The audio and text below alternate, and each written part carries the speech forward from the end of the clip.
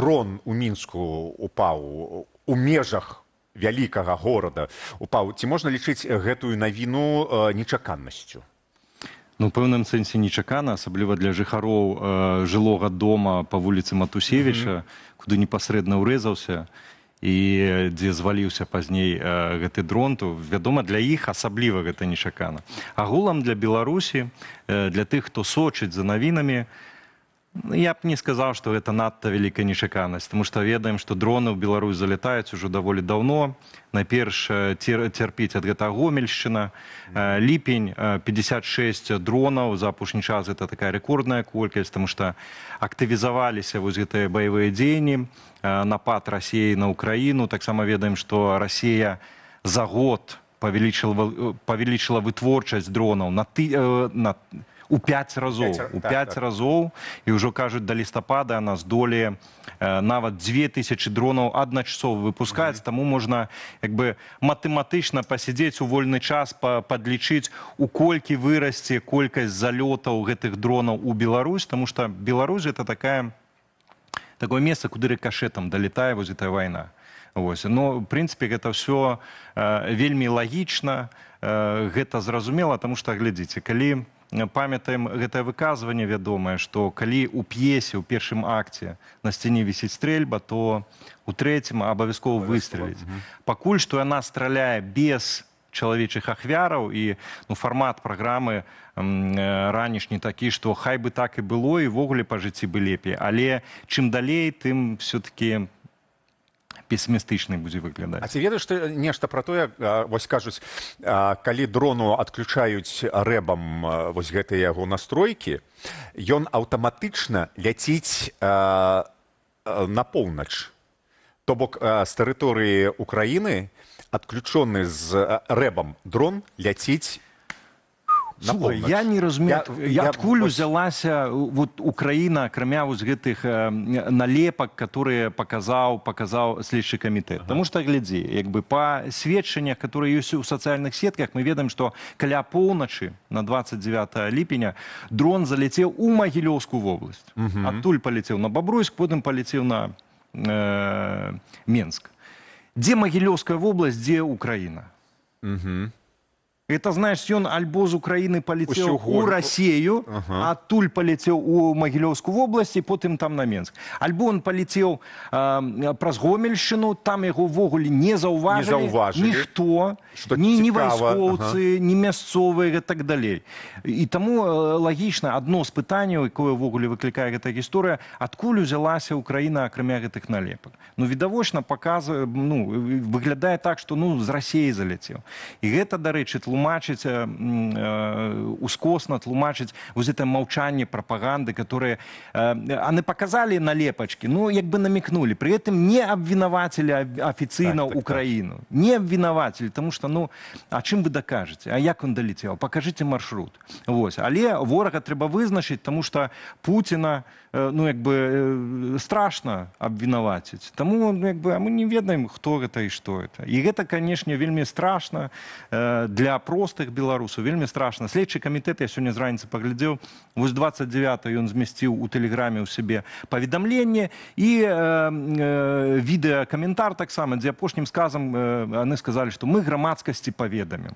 Сёння 2 жніўня нічога яшчэ не паведамілі. Мы сядзім толькі слухаем, як у Валааме Лукашенко фантазіюе, што там было 57-59 кілаграм выбухоўкі. Хаця аніводны эксперт, якого апыталі незалежныя журналісты, не пагадзіўся з тым, што такое, в прынцыпе, магчыма. Ёсць, канешне, дроны, якія несуць такую колькасць, але у кожным выпадку, вось я працытую Владзіміра Жыгара, прадстаўнік арганізацыі Белпола, які кажа, ён у любым выпадку мусіў бы тады бабахнуць. А 59 кілаграм выбухоўкі траціла. Калі б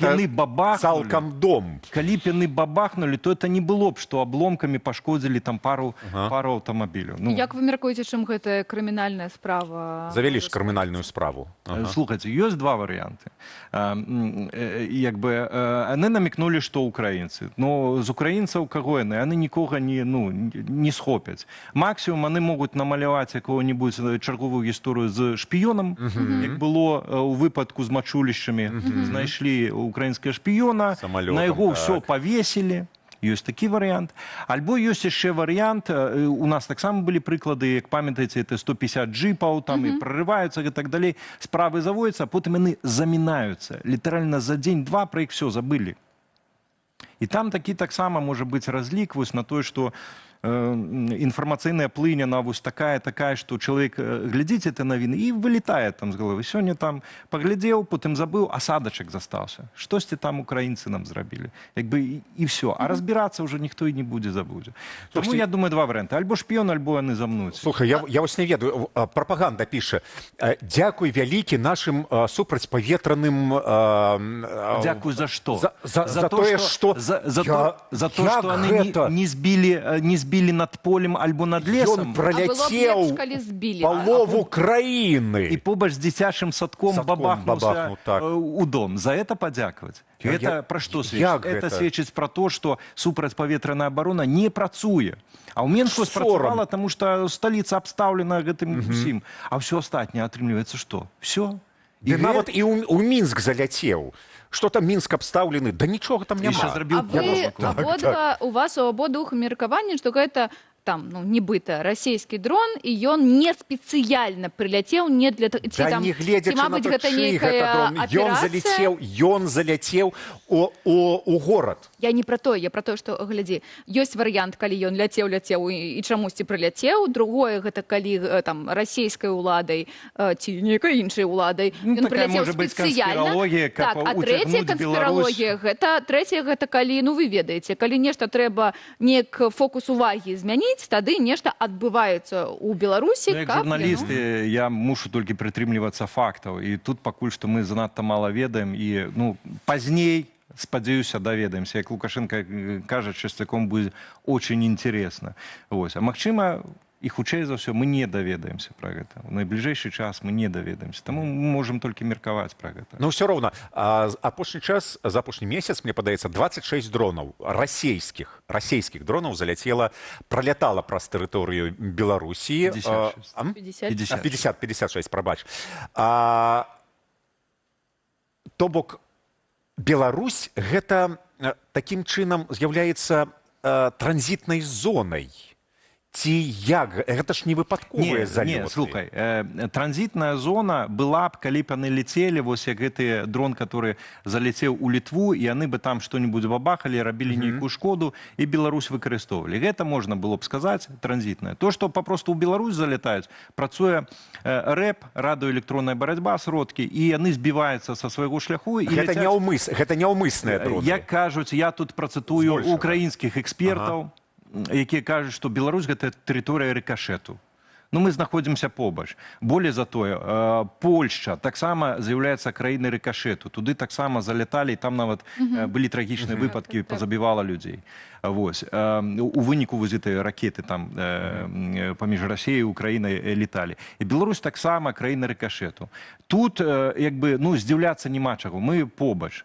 Але тут ёсць канкрэтны вінаваты. Канкрэтны вінаваты – гэта Лукашенко. Лукашенко, который уцягнуў краіну ў вайну і зрабіў гэта не толькі краінай рыкашэту, але і краінай законных, патэнцыйных законных цэляў. Калі Беларусь дазволіла, Лукашенко дазволіў праз тэрыторыю Беларусі напасці на Украіну расейцам, калі дазволіў усе гэтыя абстрэлы, калі абслугоўвае ВПК расійскі, калі яны збудавалі цяпер сакрэтны завод, з якога мінімум 1000 дронаў ужо на баку Расіі удзельнічае ў гэтай вайне, ён робіць Беларусь закладніцай, ён робіць не толькі краіны рыкашэту, а краіны, куды украінцы маюць права біць па законных ваенных цэлях. І дзякуй Богу, што пакуль што яны гэта не робяць. Валер, дзякуй табе велічэзны. Будзем сачыць, як развіваецца гісторыя з дронамі, абавязкова.